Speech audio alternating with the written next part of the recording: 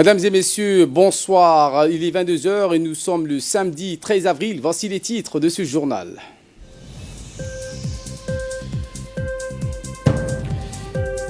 La République de Djibouti a signé par la voix du ministre de l'Économie et des Finances la convention dite CIRDI. Vers un troisième sommet entre le président nord-coréen et le président américain. Voilà pour les titres. Merci si vous nous rejoignez. Nous entamons ce journal avec cette importante délégation conduite par le président de l'Assemblée nationale, Mohamed Ali Hammad, en compagnie du ministre de la Défense chargé de relations avec le Parlement, Ali Hassan Bahdoun, et de la ministre de la Femme et de la Famille, Moumina Hammad Hassan, ainsi que le secrétaire général de la primature, Naguib Abdallah Kamil. Ces délégations s'est rendues hier à Tajoura pour participer à une concertation citoyenne avec la population de Tajoura.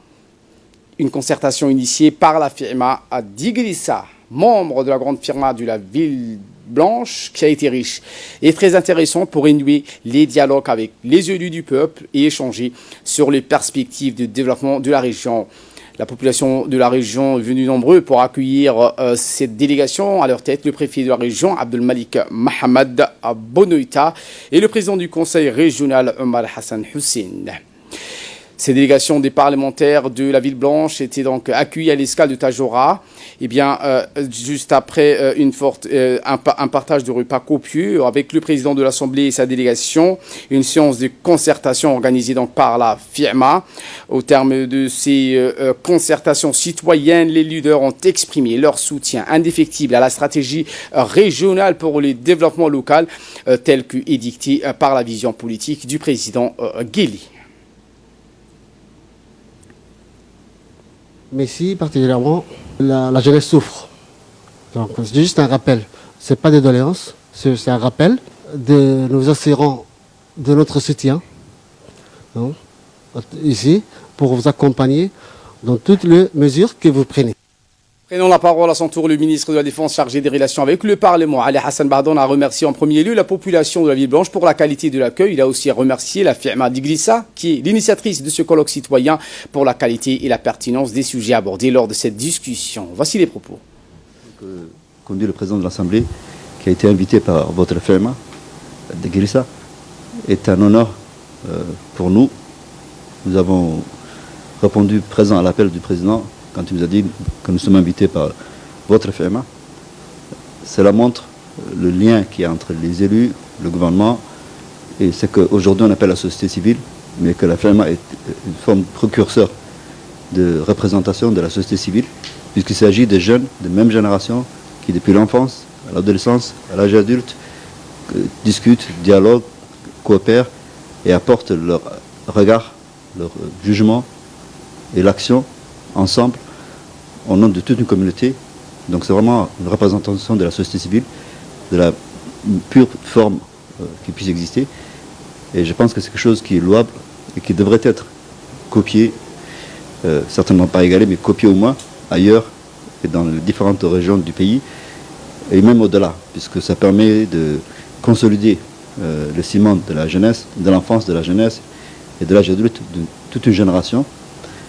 Et ça permet de corriger ceux qui ont besoin d'être réorientés, de soutenir ceux qui ont besoin d'être soutenus, et de suivre l'exemple de ceux qui réussissent. Vous avez parlé du chômage dans la région, particulièrement, et du pays en général. Mais le problème du chômage, c'est un problème national. Je pense que c'est un défi qui nous attend tous. Et nous devons ensemble réussir à répondre à ce challenge. Le président de l'Assemblée nationale, Mohamed Ali Hammad, a pour sa part présenté à ses interlocuteurs les principaux défis qu'il faudra surmonter ensemble et qui offrent des nouvelles perspectives prometteuses pour la Ville Blanche en termes de création d'emplois et des richesses. Il a par ailleurs salué l'engagement des membres de cette firma d'Iglissa pour son implication dans la préservation de la culture traditionnelle et dans la réflexion sur les développements socio-économiques de leur région. Le président a ensuite indiqué que pour amorcer un meilleur développement, l'implication du secteur privé est primordiale.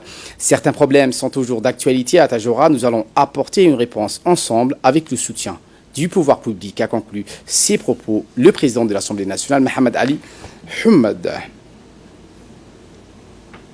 Autre actualité de ce 22h, cette cérémonie de commémoration du génocide rwandais célébrée le 7 avril de chaque année, qui s'est tenue donc également dans plusieurs pays du monde, amis du Rwanda. C'est dans cette optique que l'ambassade du Rwanda à Djibouti, en collaboration avec la communauté rwandaise de notre pays, a organisé mercredi dernier au Palais du Peuple une journée à la mémoire du génocide contre les Tutsis. L'objectif principal, toujours est-il, de conserver la conscience nationale de l'histoire de cette atrocité afin de servir de leçon à l'humanité entière. Ainsi, c'est sous les meilleurs auspices de l'ambassadrice du Rwanda à Djibouti, Mme Tumukunde, et à ses côtés, l'invité d'honneur de la journée, qui n'est autre que le ministre des Affaires étrangères, Mahmoud Ali Youssouf. Cette cérémonie commémorative du 25e anniversaire du génocide de Tutsis au Rwanda a eu lieu donc au Palais du Peuple. De cette fête, la journée a débuté avec les hymnes nationaux.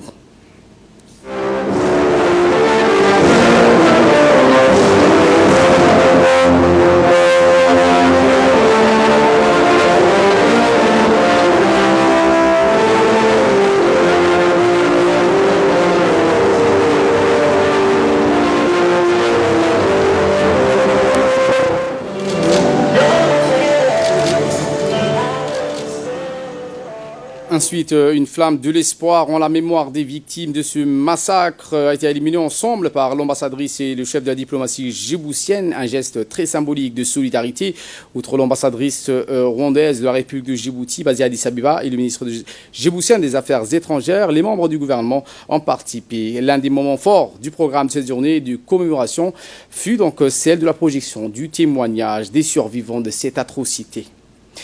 De son côté, le ministre djiboutien des Affaires étrangères, Mahmoud Ali Youssouf, a fait une intervention dans laquelle il a donc indiqué combien l'histoire de cette atrocité doit servir de leçon à l'humanité entière. Écoutons. Au cours de ces 25 dernières années, le peuple rwandais a démontré sa capacité de résilience et une ferme volonté pour surmonter un événement d'une telle magnitude difficile à imaginer. Cela nous remplit de joie de voir un pays ravagé par ce génocide devenir un des leaders de notre continent dans des domaines aussi variés que la gouvernance publique, la cohésion sociale, l'économie numérique, la technologie de l'information et j'en passe. En un mot, un modèle à suivre. Le Rwanda a démontré que l'Afrique peut surmonter tous ces maux, à condition qu'elle le veuille et qu'elle utilise à bon escient ses ressources humaines et matérielles qui sont à sa disposition. Je vous emmène à Washington où, comme chaque année, la réunion de la Banque mondiale connue sous la réunion du printemps s'est ouverte hier à Washington, plus précisément une réunion du groupe Afrique 2. Le ministre de l'économie et des finances chargé de l'industrie, Ilyas Moussa Dawale, et le gouverneur de la Banque centrale, Ahmed Ousmane, ont pris part à cette importante réunion. En plus de la délégation djiboutienne, environ 2800 délégués des pays membres du FMI et de la Banque mondiale, des observateurs de la presse, ainsi que la société civile accréditée participant à cette réunion de printemps à Washington. Toujours aux États-Unis, cette fois, le ministre des Finances et la secrétaire d'État aux Affaires sociales ont participé à une réunion sur le capital humain. Le projet sur le capital humain lancé par le groupe de la Banque mondiale est une initiative mondiale destinée à accélérer l'accumulation du capital humain en s'efforçant d'identifier et de soutenir des investissements et des politiques plus efficaces. Ce projet aidera les pays à renforcer leur capital humain et mesurer les moyens. Où Djibouti adhérera dorénavant à côté de 64 pays du monde. L'idée, c'est de pouvoir arriver à mesurer au niveau de chaque pays l'indice du capital humain pour mesurer la productivité. C'est ce qu'ils appellent investir dans le peuple. Nous avons adhéré, maintenant la Banque mondiale nous accompagnera à pouvoir travailler sur cet indice et participer pour que nous puissions évaluer nos compétences et pouvoir combiner avec l'évaluation du capital humain tout le volet transformationnel, économique, productivité de Djibouti. Toujours donc aux États-Unis, lors de cette cérémonie d'hier, le ministre de l'économie et des finances a signé au nom de la République de Djibouti la convention avec le CRD représenté par sa secrétaire générale, Meg Cunyer, convention pour le règlement des différends relatifs aux investissements entre États et ressortissants des autres États. Eh bien, cette cérémonie organisée en marge des réunions du printemps de la Banque mondiale et du Fonds monétaire international, notre pays est devenu le 163e pays à signer cette convention.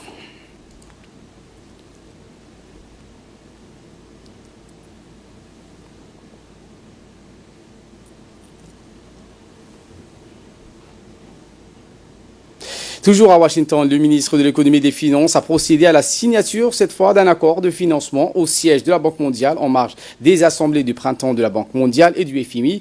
Ce crédit IDA accordé d'un montant équivalent de 15 millions de dollars des États-Unis en faveur de la République de Djibouti servira à la création des premiers centres d'excellence africains de l'enseignement supérieur. Ce projet regroupe, outre Djibouti, le Burkina Faso, le Ghana, la Guinée, le Sénégal et l'Association des universités africaines. Il a pour objectif d'améliorer la qualité, la quantité et l'impact sur le développement de l'enseignement post-universitaire dans certaines universités sélectionnées en renforçant la spécialisation et la collaboration entre ces universités. En Chine, cette fois, où la délégation conduite par le ministre de l'Éducation nationale et de la formation professionnelle, Mustafa Mohamed Mahamoud, composée d'une équipe de collaborateurs faisant partie d'une commission en charge de la stratégie de développement d'éthique et du représentant local du groupe Bayer, c'était lundi dernier. Eh bien, cette mission vise à négocier auprès du géant chinois l'achat de 70 smart classrooms, des classes dites intelligentes, connectées et dotées d'équipements numériques modernes destinés aux collèges et aux lycées de l'ensemble du pays. Ceci dans le cadre de l'amélioration de la qualité des enseignements d'apprentissage dans nos établissements scolaires.